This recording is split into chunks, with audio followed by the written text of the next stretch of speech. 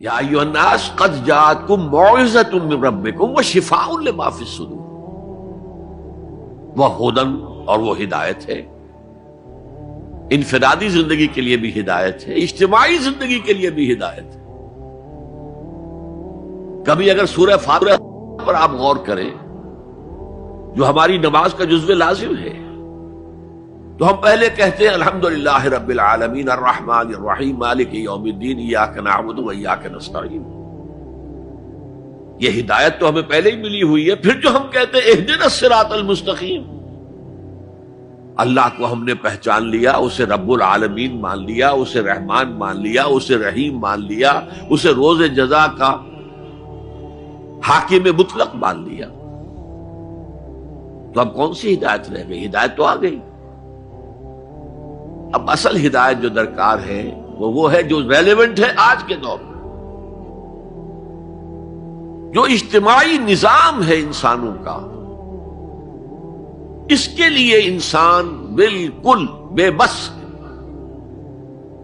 اس کی عقل جو ہے اجتماعی نظام عدل قائم نہیں کر سکتی۔ انفرادی طور پر نیکی اور بدی کا علم میرے اور آپ کے نفس کے اندر ودیعت شدہ ہے۔ وَنَفْسٍ وَمَا سَوَّاهَا فَأَلْهَمَهَا فُجُورَهَا وَتَقْوَاهَا، یہ موجود ہے۔ لیکن یہ کہ معاشرتی نظام میں عورت اور مرد کے درمیان کیا توازن ہو، ان کے حقوق و فرائض کا توازن،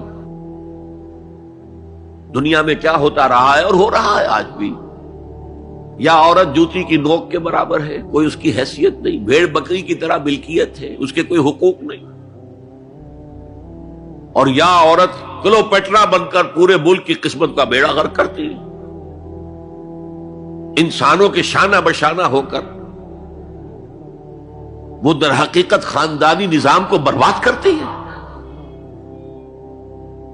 ان دونوں کے درمیان توازن کیسے قائم کیا جائے؟ اب آپ سوچئے، تجزیہ کیجئے۔ اگر مرد سوچے گا، نظام بنائے گا، تو وہ اپنے احساسات سے تو واقف ہے، عورت کے احساسات و جذبات سے تو واقف نہیں ہے۔ عورت نظام بنائے گی تو وہ اپنے احساس و جذبات سے واقف ہے، وہ مرد کے احساسات و جذبات سے واقف نہیں ہے۔ یہ عادلانہ نظام وہی ہستی دے سکتی ہے جس نے مرد کو بھی پیدا کیا، عورت کو بھی پیدا کیا۔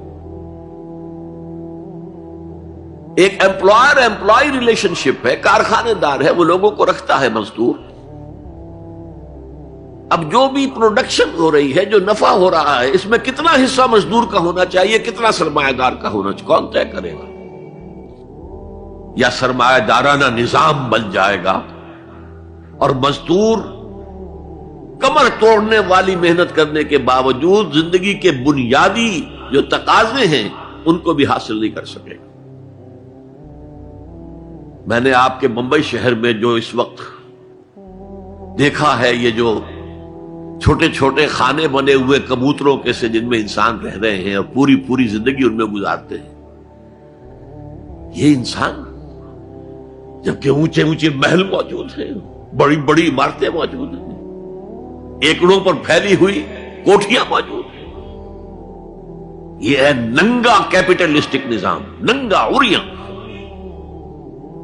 اسی کا رد عمل تھا جو کمیونزم کی شکل میں ظاہر ہوا، ایکویلٹی ہونی چاہیے، لیکن اس کمیونزم نے شکل اختیار کر لی ون پارٹی ڈکٹیٹرشپ۔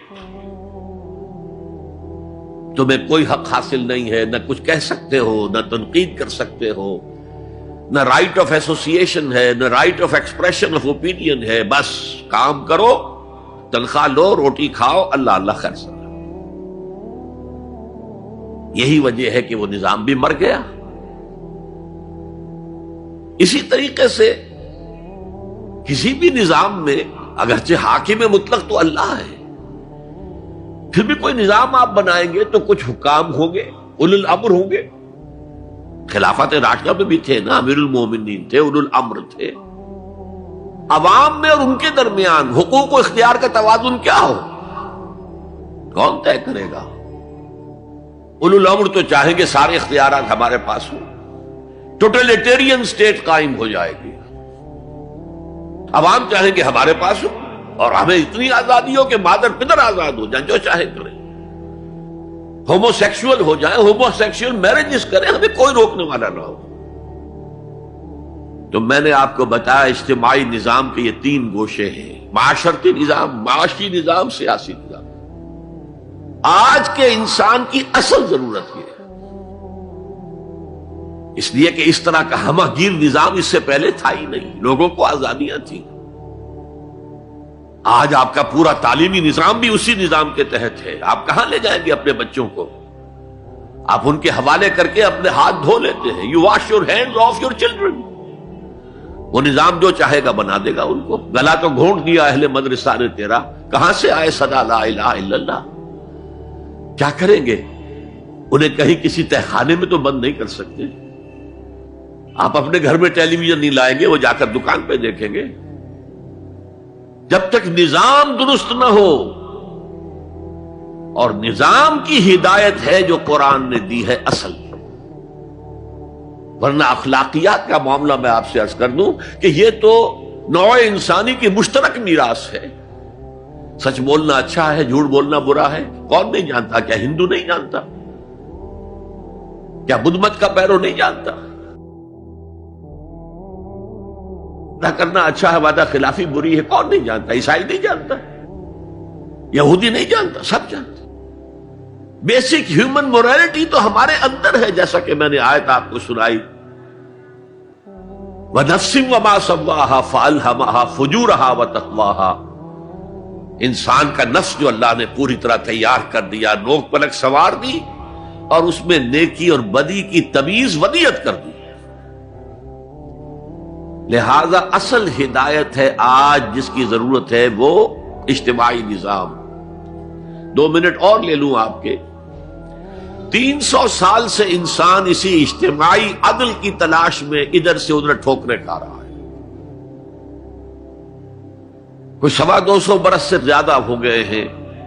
فرانس میں انقلاب آیا، کیوں آیا؟ یہ بادشاہت، جیبانی دارت۔ بادشاہ کون ہے؟ وہ بھی انسان ہے، ہم بھی انسان ہیں۔ اسے کیا حق ہے کہ وہ حکومت کرے؟ لہذا انقلاب آیا، سخت خونی انقلاب آیا، لوگوں نے چاہا کہ عدل ہو، لہذا فرینچ ریولوشن آیا۔ لیکن چونکہ وہ ریولوشن یک طرفہ تھا، صرف سیاسی نظام بدلا، معاشی نظام نہیں بدلا، سود موجود رہا، لہذا اس کے بعد کیپٹلزم کی لعنت مسلط ہو گئی۔ پہلے لارڈز اینڈ بیرنز اور بڑے بڑے زمیندار اور جاگیردار سروں پر مسلط تھے، اور اب کارخانے دار اور کیپٹلسٹ مسلط ہو گئے۔ آج کی جمہوریت کیا ہے؟ دس از دی ڈکٹیٹرشپ آف دی کیپٹلسٹ۔ یہ تو اصل میں کیپٹلزم ہے، کیپٹلسٹ کی ڈکٹیٹرشپ ہے جو اس وقت ہو رہی ہے۔ اچھا، اس سے نجات پانے کے لیے چھلانگ لگائی دوسری طرف کمیونزم، تو وہ میں آپ کو بتا چکا، وہاں انفرادی آزادی ختم ہو گئی، اب وہ بھی مر گیا۔ اب فوکو یاما نے تو کتاب لکھ دی اینڈ آف ہسٹری، بس ثابت ہو گیا کہ ہمارا نظام لبرل سیکولر ڈیموکریسی اور انٹرسٹ بیسڈ کیپٹلزم، اس سے بہتر کوئی نظام ہے ہی نہیں، سب ختم ہوگا۔ لیکن ایک نظام ہے جس کا انہیں اندیشہ ہے، جو ابلیس کی زبان سے اقبال نے کہلوایا تھا، ہے اگر کوئی خطر مجھ کو تو اس امت سے ہے جس کی خاکستر میں ہے اب تک شرار آرزو۔ خال خال اس قوم میں اب تک نظر آتے ہیں، وہ کرتے ہیں اشک سحر گاہی سے جو ظالم وضو۔ بڑے نیک لوگ بھی موجود ہیں، لیکن بحیثیت مجموعی امت کا حال کیا ہے؟ جانتا ہوں میں یہ امت حامل قرآن نہیں، جانتا ہوں میں یہ امت حامل قرآن نہیں ہے، وہی سرمایہ داری بندہ مومن کا دین۔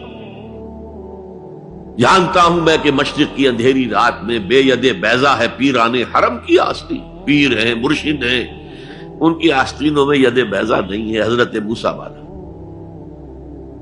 بہرحال فوکو یاما کی نفی کی پھر بعد میں، اور کتاب لکھی گئی کلیش آف سیویلائزیشنز، تہذیبوں کا ٹکراؤ ابھی آئے گا۔ تو میں اس سے زیادہ اس ایشو پر نہیں جانا چاہتا. ہدایت، انفرادی ہدایت بھی قرآن میں ہے، اور سب سے بڑھ کر اجتماعی ہدایت جس کی آج کے انسان کو سب سے زیادہ ضرورت ہے. یہ سسٹم آف سوشل جسٹس جو صرف اللہ دے سکتا ہے، اس لیے کہ کارخانے دار بھی اسی کی مخلوق ہے اور مزدور بھی اسی کی مخلوق ہے. جو اولو الامر ہے وہ بھی اسی کے پیدا کرنا ہے، اور جو عوام ہے وہ بھی اسی کے پیدا کرنا ہے. مرد بھی اسی کا پیدا کرنا ہے، عورت بھی اس کی پیدا کرنا ہے. جیسے ایک حدیث میں آتا ہے الخلق عیال اللہ، تمام مخلوق اللہ کے کلبے کے مالک ہے. وہ عدل دے گا، وہ سوشل جسٹس دے گا، وہ توازن دے گا آپ کو معاشرتی نظام میں، معاشی نظام میں، سیاسی نظام میں. اس کا نتیجہ چوتھا جو نکلے گا رحمت للمومنین، اب وہ رحمت ہوگی آخرت.